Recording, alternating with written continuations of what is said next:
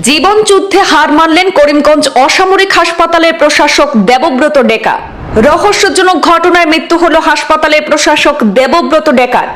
সব চেষ্টাকে হার মানিয়ে রহস্যজনক ঘটনার পরিসমাপ্তি।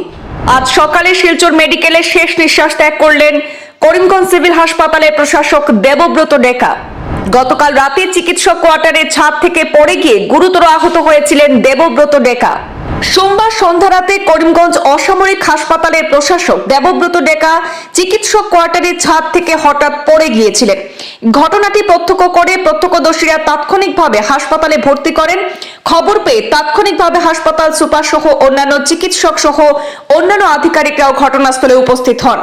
অবস্থা অতি সংকটজনক থাকায় তড়িঘড়ি দেবব্রত ডেকাকে শিলচর মেডিকেল কলেজ হাসপাতালে প্রেরণ করা হয়। সব চিকিৎসকের চেষ্টাকে হার মানিয়ে আজ মঙ্গলবার সকালে শেষ নিঃশ্বাস ত্যাগ করেছেন দেবব্রত ডেকা।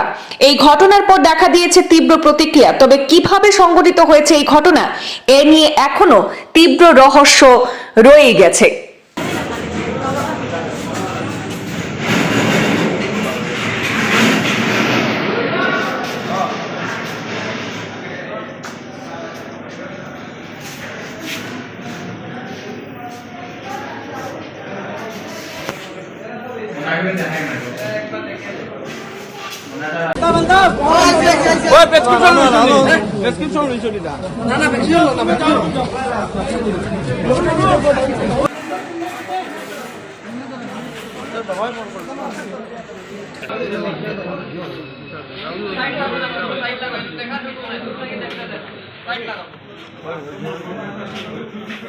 Baik, baik lagi.